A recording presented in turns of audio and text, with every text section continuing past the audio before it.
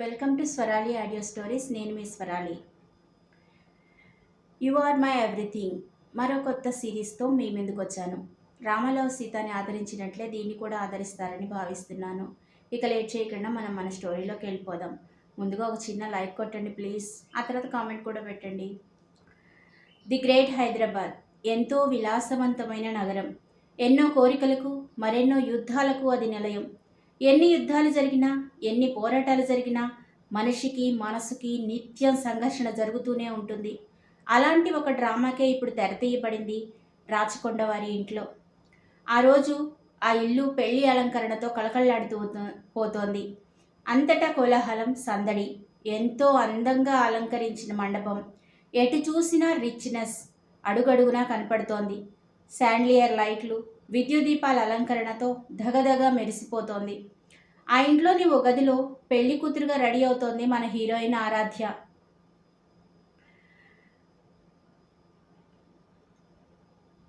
ప్రత్యేకంగా తయారు చేయించిన పట్టుచీర, అంతకంటే ప్రత్యేకంగా తయారు చేయించిన జ్యువెలరీ, అందానికి అసూయ పుట్టేటంత పాలరాతి శిల్పం లాంటి శరీరం. ముట్టుకుంటే మాసిపోతుందేమో అనేట్టు ఉంటుందేమో. పెళ్లి కూతురి అలంకారంలో మోడ్రన్ లక్ష్మీదేవిలాగా మెరిసిపోతోంది. ఆరాధ్య అద్దంలో తనని తాను చూసుకుంటూ మురిసిపోతోంది. ఈరోజు ఆమె ఆనందానికి అవధులు లేవని ఆమె ముఖం చూస్తేనే తెలుస్తోంది. ప్రతి ఆడపిల్ల ఈ రోజు కోసం ఎంతో తహతహలాడుతుంది. ప్రస్తుతం ఆరాధ్య పరిస్థితి కూడా అదే.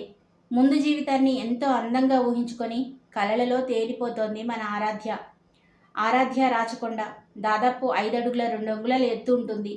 నడుము వరకు చేరిన దట్టమైన నల్లటి జుట్టు, పెదవుల కింద ఉన్న చిన్నటి నల్ల పుట్టుమచ్చ ఆమె అందాన్ని మరింత పెంచేస్తున్నాయి. ఒక్కసారి చూస్తే చాలు ఎవరైనా ఆమె అందంలో మైమర్చిపోతారు. పొరపాటున దేవలోకం నుంచి ఏ అప్సరసో నేల మీద ఆమెలా పుట్టిందా అని అనిపిస్తూ ఉండే అంత అందం ఆమెది. ఆమె చుట్టూ చేరిన ఆమె ఫ్రెండ్స్ అందరూ ఆమెని ఆట పట్టిస్తూ ఉంటే మాటిమాటికి ఎర్రగా మారుతున్న ఆమె బుగ్గల్లో అందం మరింత స్పష్టంగా కనిపిస్తోంది. కొద్దిసేపటి తర్వాత ఆరాధ్యను ఎదుర్కోలు వేడుక కోసం వేదికపైకి తీసుకువచ్చారు. ఆరాధ్య కళ్ళు తన కాబోయే భర్త శ్రీకర్ కోసం వెతుకుతున్నాయి. ఆమె తన కాబోయే భర్త శ్రీకర్ వైపు బరువుగా వాలిపోతున్న తన కంటి రెప్పలను ఎత్తి ఓరగా చూసింది. కానీ శ్రీకర్ మాత్రం ఆమె వైపు చూడలేదు. కనీసం ఆమెను పట్టించుకున్నట్లుగా కూడా అనిపించలేదు. పెళ్లికి వచ్చిన వాళ్ళందరి చూపు ఆరాధ్య అందాన్ని చూసి ఆశ్చర్యపోతూ ఉంటే పెళ్లి కొడుకని శ్రీకర్ మాత్రం కనీసం ఆమె వైపు కన్నెత్తి కూడా చూడలేదు. పైగా అతని ముఖంలో ఒక విధమైనటువంటి నిర్లక్ష్యం. శ్రీకర్ ప్రవర్తన ఆరాధ్యకు ఎందుకో వింతగా అయోమయంగా అనిపించింది. కానీ ఆ విషయాన్ని ఆమె అంత పెద్దగా పట్టించుకోలేదు.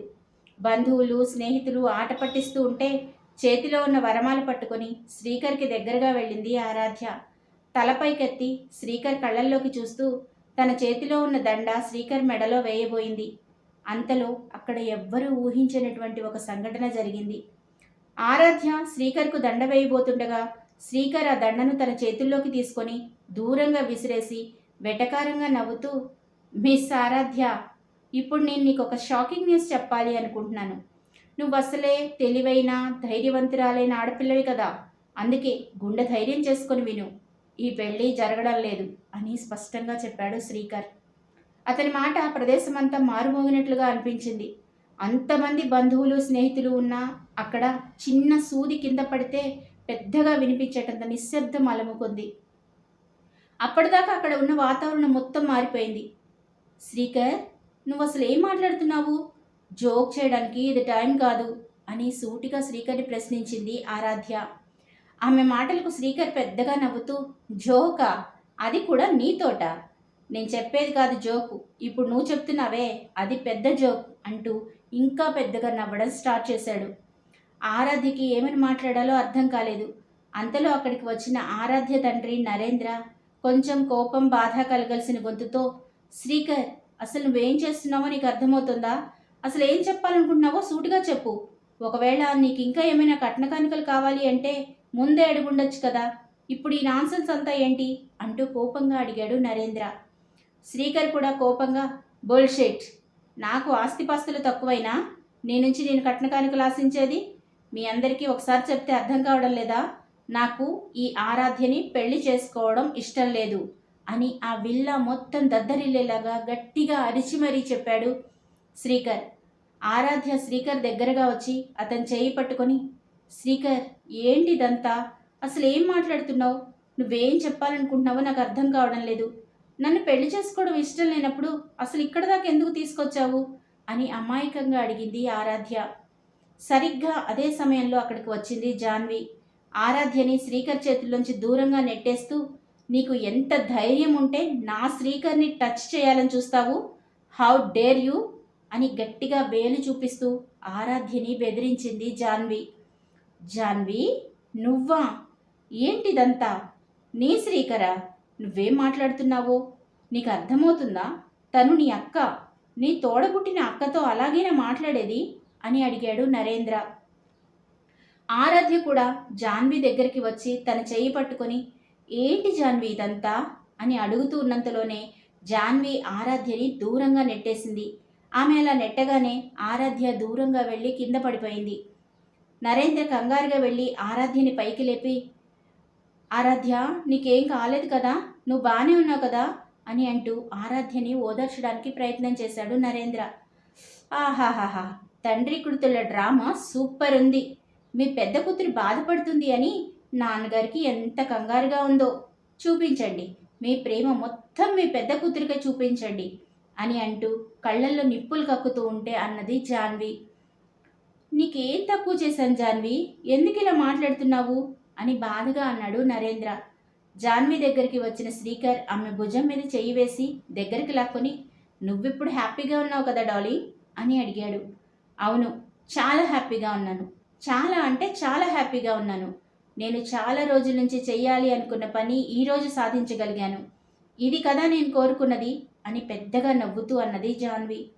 ఆరాధ్య ఒకసారి తన చెల్లెలి వైపు, మరోసారి శ్రీకర్ వైపు చూస్తూ, చెప్పు శ్రీకర్, నువ్వు నన్ను ప్రేమించావు కదా?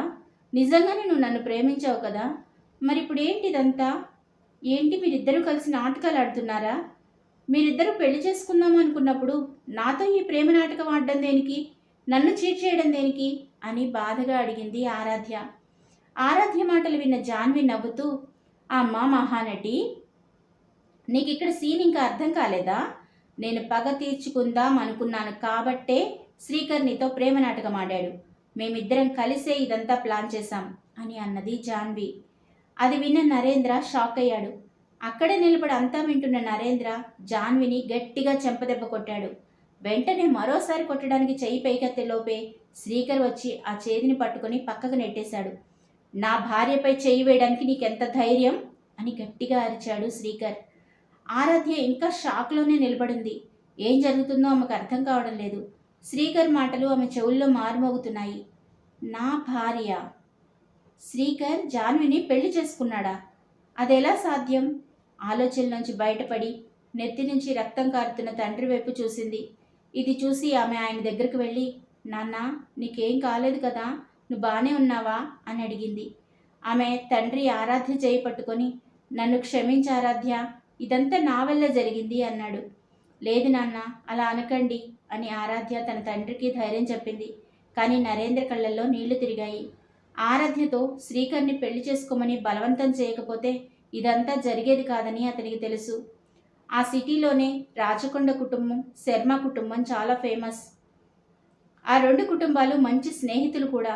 తమ స్నేహాన్ని బంధుత్వంగా మార్చుకోవాలి అనుకొని శ్రీకర్కి ఆరాధ్యకి పెళ్లి చేయాలి అనుకున్నారు. అందుకే నరేంద్ర వెంటనే అంగీకరించారు. ఆ విషయం ఆరాధ్యకి కూడా చెప్పాడు. ఆరాధ్యకి అప్పుడు పెళ్లి చేసుకోవడం ఇష్టం లేకపోయినా తన తండ్రి పట్టుపట్టడంతో శ్రీకర్ని కలవడానికి ఒప్పుకుంది. శ్రీకర్ని కలిసిన తర్వాత కూడా కొద్ది రోజులు ఆరాధ్య అతనికి దూరంగానే ఉంది. కానీ శ్రీకర్ తన పట్ల చూపిస్తున్న ప్రేమ చూసి ఆరాధ్య కూడా నెమ్మదిగా అతన్ని ప్రేమించడం మొదలుపెట్టింది. వాళ్ళిద్దరూ 3 సంవత్సరాలు వెయిట్ చేసి పెళ్లి చేసుకోవాలి అనుకున్నారు.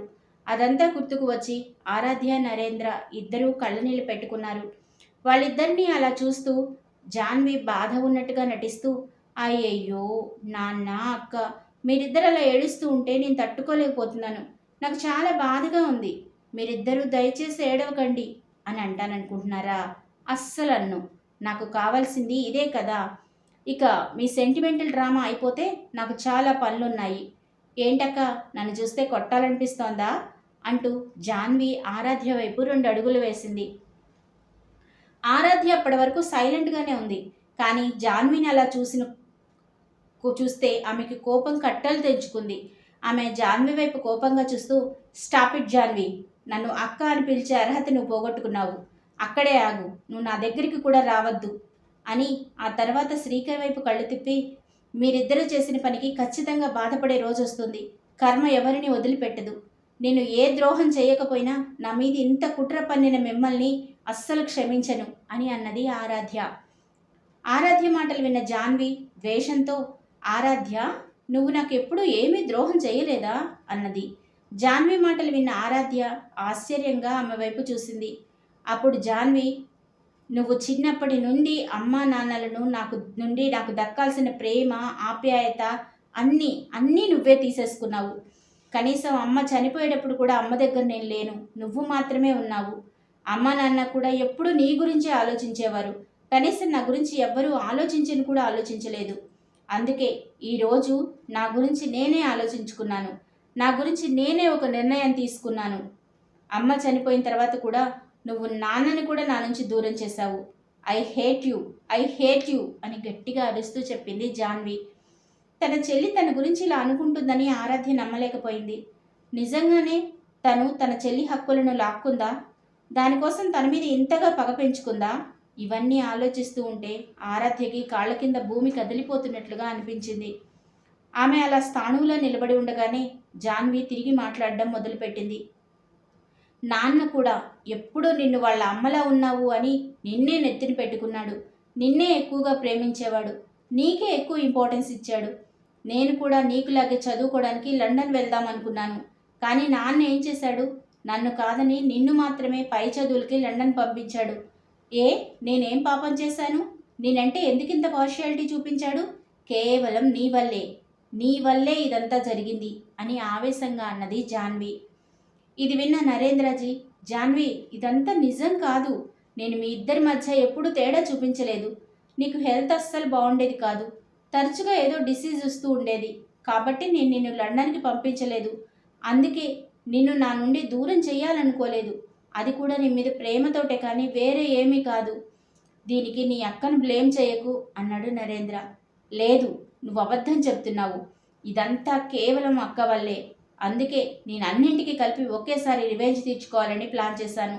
చాలా సంవత్సరాలుగా నేను పడ్డ బాధను తను కూడా అనుభవించాలని, తన జీవితాన్ని నరకంగా మార్చాలని నేను కోరుకున్నాను. అందుకే నా భర్త సహాయంతో నేను ఇదంతా ప్లాన్ చేశాను అన్నది జాన్వి. జాన్వి ఆరాధ్య వైపు కోపం, అంతకు మించిన ద్వేషం నిండిన కళ్ళతో చూస్తూ, ఇప్పుడు నువ్వు శ్రీకర్ని తప్ప వేరే ఎవరిని పెళ్లి చేసుకోలేవు. అలాగనే నా భర్తగా ఉన్న శ్రీకర్ని అస్సలు పెళ్లి చేసుకోలేవు. జీవితాంతం ఇది నేను నీకు విధిస్తున్న శిక్ష అని అన్నది జాన్వి. ఆరాధ్య జాన్వి మాటలకు నిర్లిప్తంగా, మీ ఇద్దరికి పెళ్ళెప్పుడు జరిగింది అని అడిగింది. మాకు పెళ్ళై 3 సంవత్సరాలైంది అని చెప్పింది జాన్వి. 3 ఏళ్ళు. వారికి పెళ్ళై 3 ఏళ్ళు అయింది. ఆరాధ్య శ్రీకర్ను 3 ఏళ్ల క్రితమే కలిశాడు. అంటే జాన్వి శ్రీకర్లు ఆ సమయానికి అప్పటికే వివాహం చేసుకుని ఉన్నారు. ఆరాధ్య గుండె ఎవరో చీల్చేసినట్లుగా అయింది. ఎందుకు జాన్వి, ఎందుకు ఇలా చేశావు? నాకు ఇంత ద్రోహం ఎలా చేయగలిగావు? అది విన్న జాన్వి నవ్వుతూ, అక్క, నువ్వు ఇష్టపడే వస్తువు నీ నుంచి లాగేసుకున్నప్పుడు ఎలా అనిపిస్తుంది?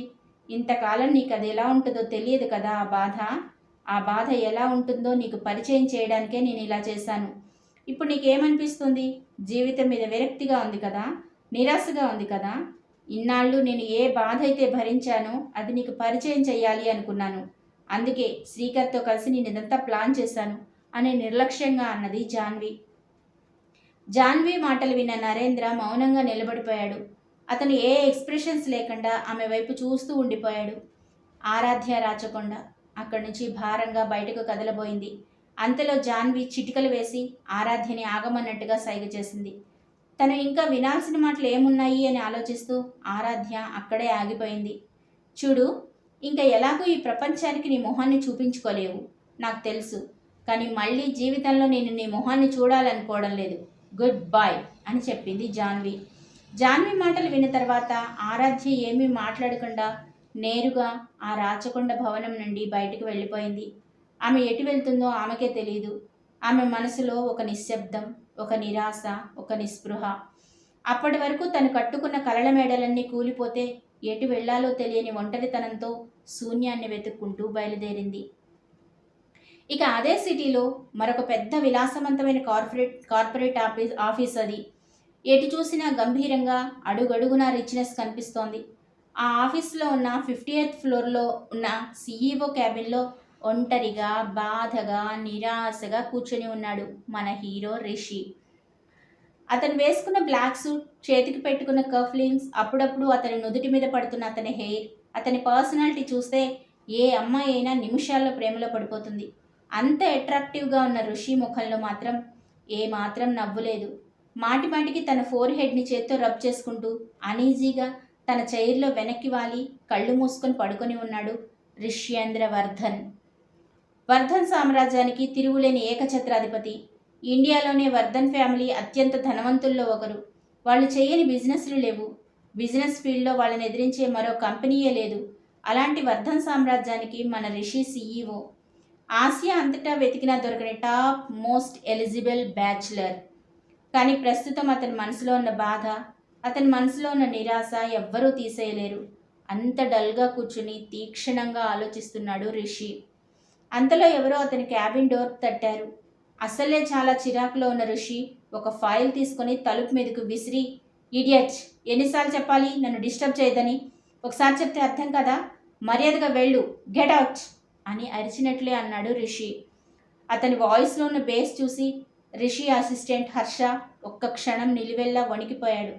కానీ ధైర్యం కూడగట్టుకుని, సార్, ఇది చాలా ఇంపార్టెంట్ విషయం అని అన్నాడు హర్ష.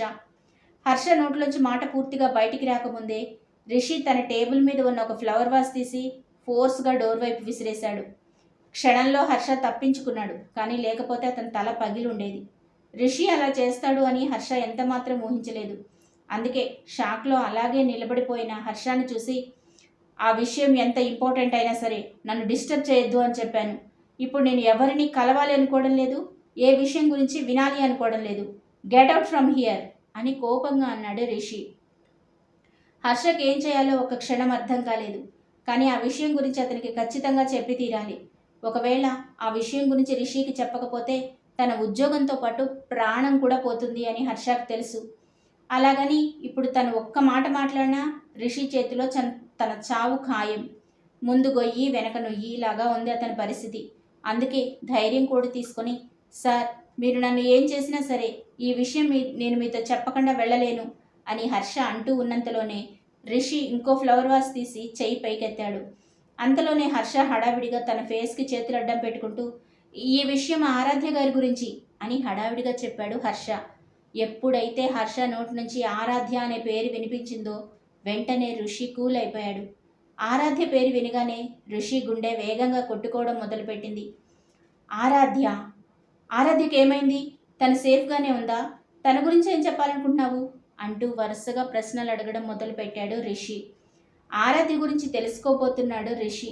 మరి ఇప్పుడు అతను ఏం చేయబోతున్నాడు? ఇంటి నుంచి వెళ్ళిపోయిన ఆరాధ్య ఎక్కడికి వెళ్తోంది? రిషి ఆరాధ్యని చేరుకుంటాడా?